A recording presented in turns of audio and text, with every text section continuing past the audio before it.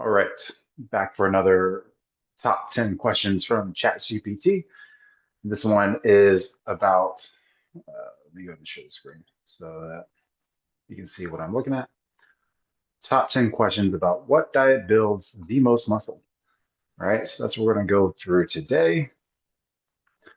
And number one, what are the best foods for building muscle?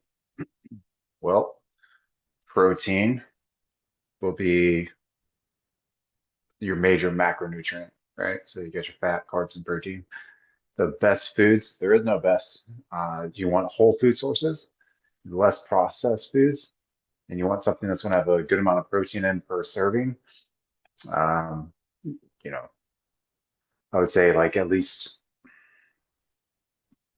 really good choices, in my opinion, would be foods that have like 70% of its calories coming from protein, then the 30% either usually coming from fat, that's a natural source. But if it's a like let's say processed source, kind of like Quest chips or something, then the remainder would be small amount of fat or small amount of carbs and fat, right?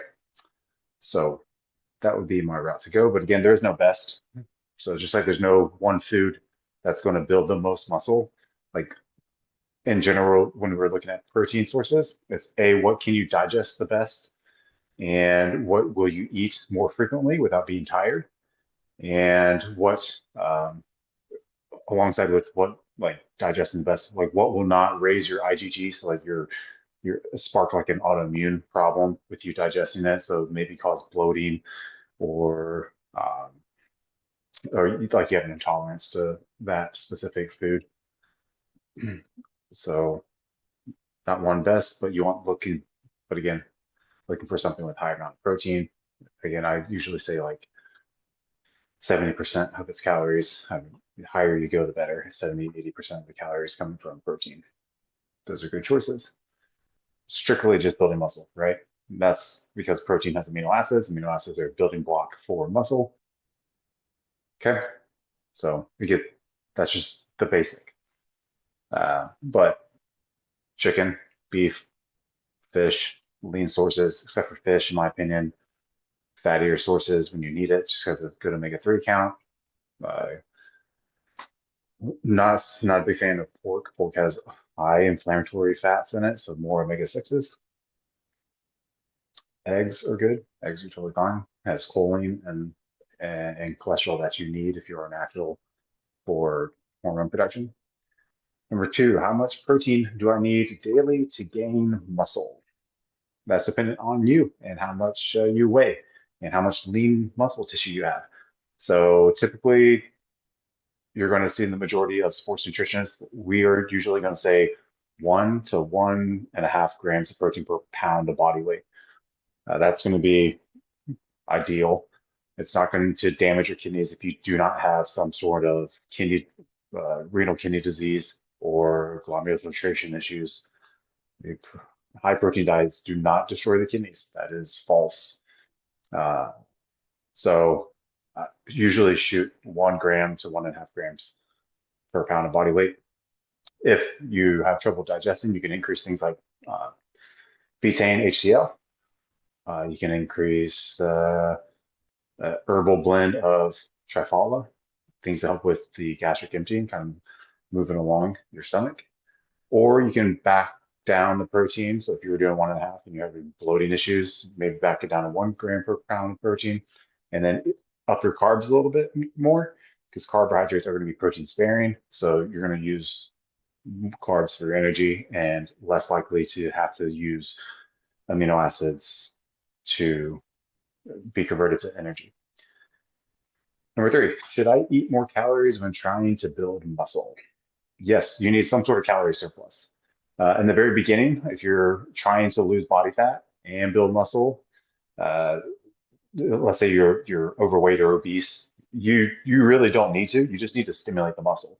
Stimulate the muscle, your body has fat, stored energy, so your body can use that uh, and liberate it for energy, and your body won't mess with the protein for it to use as energy, right? So for the period of time uh, starting to work out, you really wouldn't have to change, like increase your calories. If you are at a lesser body weight, really lean, teenager, where your metabolism is rampant, yeah, you're gonna have to increase. I would say increase like small amounts. I mean, you can go as a little as 100 to 300 to 500 calories per day. I mean, I would probably say 100 to 300 calories extra per day because when you're looking at it per week, that's going to put you in an excess of calories. Okay, because you're going to build muscle week by week, not day by day. What is the best macronutrient ratio for muscle growth? Protein, carbs, fats. It's different for everybody. All these questions. Problem is with these questions like this, it's that it's so individualized, but we have a foundation of which we can give somebody, and then based off of feedback from a client, we can manipulate carbs, fats, and proteins, or what foods you should eat, or how many calories. Um, so usually there's like you've seen like the 30, 30, 30, like 33, 33, 33, kind of that's equal calories from all around. I'm not the biggest fan of that. I would prefer my protein to at least be 45. Uh, Again, assuming we're just trying to work on muscle growth and we're not like you're not like an enhanced uh, bodybuilder or enhanced athlete. So we're not looking at performance. We're just trying to grow muscle. You're coming off of a 9 to 5 job or whatever job that you have, and then you go to the gym and then you come back home and you have the rest of your life to deal with family and such. So 45 uh, percent of your calories should come from protein. And then based on what foods you like and what gives you enjoyment, that should be higher or lower with carbs and fats. You so fats typically we want like zero point 0.5, so like a half of so zero point 0.5 grams of fat per pound of body weight. Because if you're natural and you're not enhanced with any hormones, then you need fats to be able to create cholesterol, and then that can help create your hormones. So your testosterone, your estrogen, your progesterone, and also help with other things like uh, joint health, uh, helps with cognition, etc. And then the carbs, think of that just as like fuel for your car. It is there just for that purpose to make you move, have better workouts, hold some water. So if you eat a high carb day with sodium, if you go out and eat some sushi, you're going to be a little bit puffy. It's just because for every gram of carb it holds like a little over 3 grams of water. So the more body fat you have, the more you're going to put that water and carbs, and like the water would be more into your skin, kind of your fat. The less fat you have, the more muscle you have, you'll fill out more. It'll be inside your muscle. Or number 5, are supplements like creatine and whey protein necessary for muscle building? I am going to be different than a lot of people, and I think they are necessary. They are like unless you can eat your food, solid um, protein sources throughout the day, which very few people can. They need some sort of supplement just to make it easier to digest. I think these two are crucial and they are needed. So creatine, you're not going to eat red meat and get enough creatine that you would need. Creatine is not only helps with muscle building, but it helps with neuroprotection and reduces the risk of Alzheimer's. Helps with your heart. So creatine is definitely needed to supplement things. You can range from 3 grams to 10 grams if you want to per day. It's not going to mess with your kidneys again, unless you have pre-existing conditions of uh, you know, CKD, so chronic kidney disease, or you have a glomerular filtration issue, or your cystatin C is very, very out of range. Number 6. Okay, going back. Creatine monohydrate. Don't get anything else special. Just get that one. That one's the most studied and the most effective and proven and supported. Whey protein, I prefer like an A2 milk-based protein. And if you can't get your hands on that because of the price, then I would go with like whey protein isolate post workout or really anytime you want. It is slower or it's very fast digesting, but it's so thin, it's lactose free pretty much because they filter out the lactose and then whatever was left in there, they put some enzymes. So no problems bloating. You'd only have issues with whey protein if you are allergic to dairy, not intolerant, but allergic. Allergic, totally different response than intolerant. Allergic, you break out in hives, you can't breathe, and anaphylactic, right? If that's the case, then get a egg-based protein or a last result or last resort would be vegan protein. Is it better to consume whole foods or protein shakes for muscle growth? I think the majority is whole foods and 1 to 2 protein shakes per day max, right? So depends on how many meals you're having. So if you have 6 meals a day, 2 of those are protein shakes, totally fine. If you only have 3 meals a day and 2 of those are protein shakes, probably not the smartest idea. You're not going to have a lot of satiety and also not going to have a lot of micronutrients coming in from whole foods and the roughage that it helps with your GI tract and also with your gut microbiome.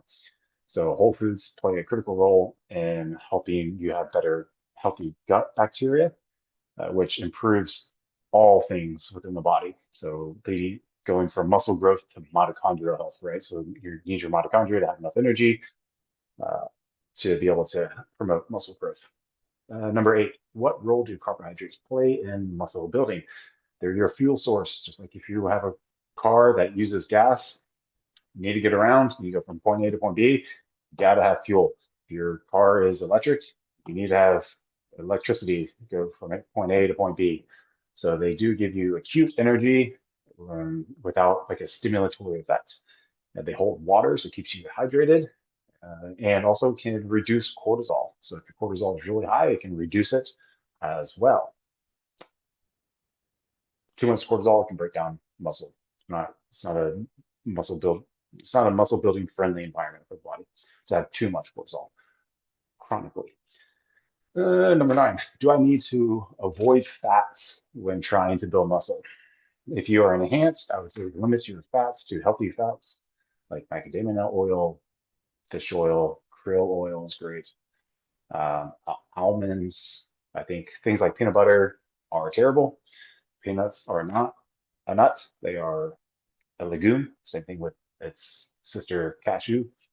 Um, if you are natural, fats are needed. Eggs definitely needed. Has choline sources. Saturated fats from meats. All those things again help to create cholesterol. Cholesterol is the backbone to create other steroids within the body. So you are having to create your own hormones if you're natural. So therefore, you do want to have a good amount of fat. Again, 0.5 to zero point 0.7 grams of fat per pound of body weight would be the route that I would go. And that, again, coming from whole food sources, from your meats. So if you eat a meat, typically has some fat in there, or like you don't want to have a bunch of processed feed oils coming from your diet. Do you have to avoid seed oils 100%? No, I'm not a believer in that. I believe moderation in everything. But again, if you avoid processed foods, you automatically knock out tons of it, right? Knock out a lot of those preservatives that probably aren't the best at the amounts that normal humans eat. The people who are on food stamps, right? What do you think food stamps cover? EBT and all that stuff. They cover crappy food because it makes you unhealthy, which then you have to go to the doctor, which then you're on government care, which then you're dependent on government, and government wants that, right? Not paranoid, but that's just the truth. So if you cut out processed foods, the majority of the processed foods, you can still have some, but again, it's limited. So yeah, so just limit the fats from processed foods, get it from whole foods, macadamia nut oil. Coconut oil is pretty good. Uh, Almonds, fish oil. That's what you want. Um, what am I on? Number 10. Number 10, how important is nutrient timing, pre and post workout meals for muscle growth? In the beginning, not so much.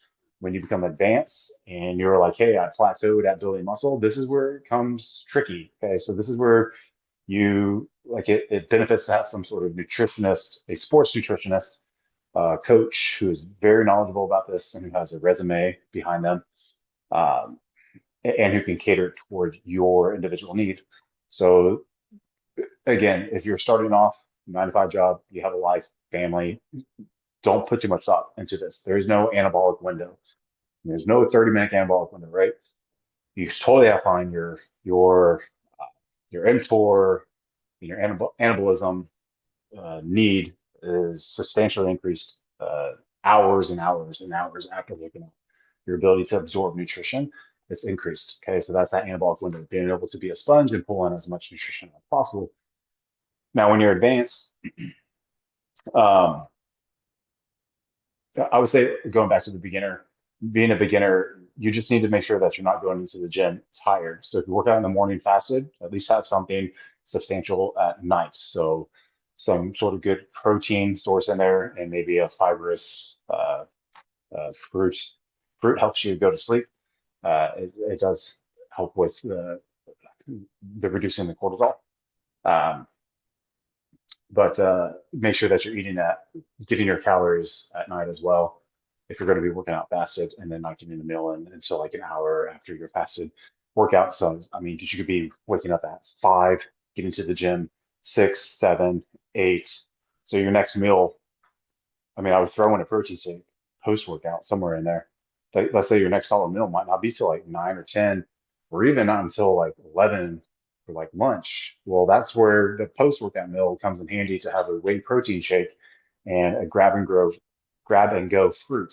So like whatever fruit you want to take with you on the way to work, or let's say you want to make your post workout meal overnight oats or overnight chia seed pudding, you put protein in there, oats or chia seeds, or you can do.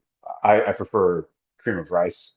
It's less roughage and disturbing on your GI tract for most people because oats are pretty dense and they do have a husk around them, which makes it sometimes hard for people to digest, and they might feel gassy or bloated later on. So if that's you, rice is a better option, like cream of rice. But you want to have protein and carbs on your main source, and then you can add in a little bit of fat. So again, if you like peanut butter, I suggest moving to macadamia nut butter, uh, or walnut butter, or almond butter. Again, take that crappy peanut butter out. Like it's the stupidest food. And you overeat on that food. Like any nut butters, you just overeat. Try measuring it, right? You have to be very anal about your diet to be able to like stop yourself and have self accountability and restriction on nut butters, especially with all the ones that have like chocolate in it now or like mixed in inclusions of cookie crumbs and stuff. It's dumb. Just take it out. You don't need it. So as you get more advanced, though, I would say your pre-meal has some sort of small amount of protein in there, or even if it's essential amino acids, powder you can get as some electrolytes, and a very quick digested carbohydrate, honey, uh, or carbohydrate powders, cream of rice, yeah, some sort of fructose juice, so like pineapple juice or something, pineapples, some sort of quickly digesting carb, grapes and such. Bananas, they slow down a little bit, so that can also provide fiber, which can help keep your blood sugar regulated. If you do the faster digesting carbs, so the pineapple or honey, honey's not so much, but pineapple, cream of rice with a little bit of like protein in there, that can help slow it down. Or if you're just doing EAAs, you need some sort of like small amount of fat in there to help slow it down because you're gonna hit a wall uh, during your workout session, your blood sugar drops, right? Now we can prevent that. So, and when I'm saying adding fat to like your carb sources, like let's say that you need like this person's diet, we do 50 grams of carbs pre-workout. Well, I'm gonna have 50 grams of carbs and then 5 grams of fat. That's it with EAAs. Okay, boom, that's it. Or I'm gonna do 50 grams of carbs, 20 grams of protein. Boom, that's it, right? So mix those together, whey protein, isolate, and then cream of rice, boom, out the door. Now we can take in an intro workout, so that's not listed in here. But if you need more carbohydrates to get you through your workout because you are using so much contractile force uh, and you're lifting a heavy load, stimulating CNS, you're doing your post workout cardio, you can start adding in like a carb powder. It's like a cyclodextrin carb powder. And so that's the way it's easy to digest, but it's not like a dextrose where it's just like spikes your blood sugar and then drops right away, right? So you can do that along with some EAAs, essential amino acids, in your intra workout shake. Intra, peri, same. Intra, peri workout shake or drink. And then post workout, some sort of carbs and protein. I don't really care about fat during this time because you can have another meal later on. Um, Unless you're like type 1 diabetic or borderline type 2, like you will need that little bit of fat. So we're talking about just an added 5 grams of fat. I mean, we're talking like fish oil tablets can do the job, right? So holy, like it's not needed because you're not going to be intensely working out right after your workout. You're going to be probably at a desk, in a car, doing something, and that you can, if your blood sugar drops for some reason because you're type 1 or type 2, you have something there. But if you're a regular person and you're trying to lose body fat, you have body fat there to help mitigate those peaks and troughs of energy, energy drops, right? So you'll feel them for the first few times until you get used to it and your body regulates because that's what it does. It wants to survive and it will do anything necessary to survive, right? So post-workout meal, you want something that is low in fat, very low in fat, carbs. And again, this is depending on how many carbs you have to eat throughout the day. So if the first person had 50 grams of carbs before the workout, and then they had 50 grams of carbs during their workout in an intra workout drink, and then I want them to have 100 grams of carbs for their post workout, right? And maybe 50 grams of protein. So easy to eat. And then after that, the next meal after that might be uh, another 50 grams of carbs, 50 grams of protein, and like 5 grams of fat. And then at night, we might do uh, protein, like 50 grams of protein or 75 grams of protein. And then I would do like a vegetable, right? And that protein meal would have higher fat. So it could be like beef. So it could be like steak and eggs and sauteed spinach or broccolini, right? Boom, you got your fats. You got a piece of steak or ground beef that has higher amount of fat in it, just a slightly higher amount of fat. Um, and then at nighttime before they go to bed, maybe they're having cottage cheese and some blueberries or something, right? Like 100 grams of blueberries, very small amounts. Um, so there you go. So like they ended up having like, what was it? 250 grams of carbs that day, right? So it's not horrendous when you look at it, right? And then they had one shake, so that shake does count as a meal. So that's how I would go. It is more important when you become more advanced and you start hitting a plateau on building muscle. That's when pre and post workouts really mean something. Or if you're an enhanced lifter, that definitely needs to be addressed. But as a beginner, I wouldn't put too much effort into it. I would just be focused on being consistent, eating whole foods, eating less processed foods, staying hydrated, and getting your steps in and moving throughout the day. Yeah, it's just being consistent, man. Because the number one reason why people fail at dieting or just suck at it or they rebound is because they're not consistent. So, and you're the only person that knows because you're the only one that's around you 24/7 and sees you in your darkest times and sees you behind closed doors. So only you know. And trust us, nutritionists, we can see when someone is lying or cheating on their diet. Bonus question. Can you build muscle on a plant-based or vegan diet? Solely? No. Sorry. It's just the way it is. You're missing a lot of amino acids that you need. You're missing a lot of micronutrients that you need, which is why there's vegans that heavily supplement with micronutrients. And I've seen their blood work, and their blood work is horrendous if they don't supplement with it. And anyone who has ever said that is muscular, and they're like, "Oh yeah, I eat plant-based diet now," blah blah blah. The problem is that they didn't build their body that way. Okay, they built it on meat, right? Red meat. We are flesh, and we need flesh. I'm sorry, that's just the way it is. Um, you're just lying to yourself if you're a vegan and you're saying that you got the way you are, like muscle, and you feel great and all this stuff. Whenever if you look at your medicine cabinet, it's probably freaking meals of pills. So you can have a plant-based protein if you want. You can have a day of vegan if you want out of the week. I don't know why you wouldn't, but yeah, see each your own. Um, but solely dependent on that, no, you're not going to have a fun time, and you're not going to be anywhere near your optimal potential. So.